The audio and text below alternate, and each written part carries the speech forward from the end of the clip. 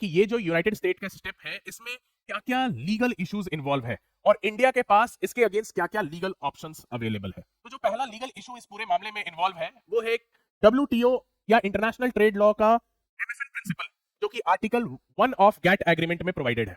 इस MFN principal के according हर WTO member को इक्वल ट्रीटमेंट मिलना है, किसी भी मेंबर के अगेंस्ट डिस्क्रिमिनेटरी ट्रेड प्रैक्टिस नहीं करना है, और ये जो स्टेप है यूनाइटेड स्टेट्स का 50% टैरिफ इंपोज करने का सेलेक्टिवली केवल इंडिया के लिए, ये कंप्लीटली एक डिस्क्रिमिनेटरी ट्रेड प्रैक्टिस है जो कि इस एमएफएन प्रिंसिपल को वायलेट करता है। दूसरा जो मेजर लीगल इशू इस पूरे मामले में इन्वॉल्व है वो है टैरिफ बाइंडिंग रेट्स, जिसके बारे में आर्टिकल 2 ऑफ गैट एग्रीमेंट बतलाता है कि जो एक बाइंडिंग रेट प्रिस्क्राइब है उससे ज्यादा टैरिफ अगर किसी कंट्री को इंक्रीज करना है तो वो यूनिलैटरली नहीं कर सकते हैं।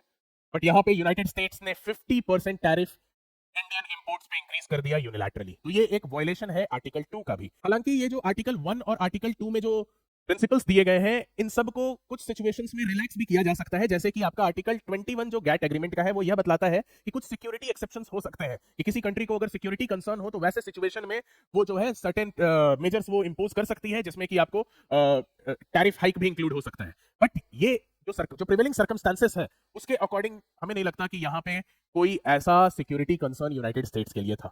इसके अलावा कुछ जनरल इंटरनेशनल लॉ के भी कुछ लीगल प्रिंसिपल्स इन्वॉल्व हैं, जैसे कि सॉवरेन इक्वालिटी की बात अगर करें तो सॉवरेन इक्वालिटी का प्रिंसिपल बोलता है कि हर एक कंट्री अपने इंटरनल डिसीजन या अपना कोई भी एक्सटर्नल डिसीजन कि वो किसके साथ ट्रेड करना चाहे नहीं करना चाहे उसके लिए वो अपना डिसीजन लेने के लिए स्वतंत्र है। तो इंडिया किस कंट्री के साथ कितना ट्रेड करना चाहे, कितने क्वांटिटी में ट्रेड करना चाहे, कब नहीं करना चाहे, इसमें किसी का इंटरफेरेंस नहीं होना चाहिए। फिर यहाँ पर एक और जनरल इंटरनेशनल लॉ का प्रिंसिपल इन्वॉल्व है जो जिसे हम बोलते हैं प्रिंसिपल ऑफ नॉन इंटरवेंशन, कि कोई भी कंट्री किसी भी दूसरे कंट्री के पॉलिसी डिसीजन में इंटरफेयर नहीं कर सकती है थ्रू कोअर्सिव मींस।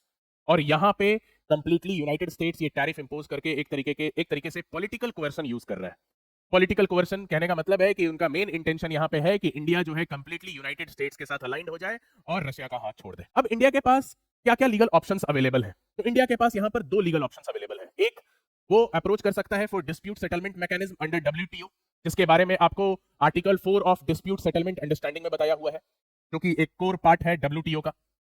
या फिर दूसरा लीगल ऑप्शन जो इंडिया के पास अवेलेबल है वो है रिटेलिएटरी मेजर्स। रिटेलिएटरी मेजर्स यानी काउंटर टैरिफ इंपोज करने का जो ऑप्शन है वो अवेलेबल है। बट ये काउंटर टैरिफ भी अगर इंडिया अगर लीगली इंपोज करना चाहे तो वो तभी इंपोज कर सकता है जब उसे प्रायर अप्रूवल डब्ल्यूटीओ का मिल जाए। तो ये सारे लीगल ऑप्शंस इंडिया के पास अवेलेबल है। एक्स्ट्रा लीगल ऑप्शन तो बहुत तरीके के हो सकते हैं। अगर आपको लगता है कि और भी कोई लीगल इश्यूज इन्वॉल्व है और भी कोई लीगल ऑप्शन अगर इंडिया के पास है तो प्लीज कमेंट बॉक्स में जरूर बताइएगा। तो थैंक यू एवरीवन।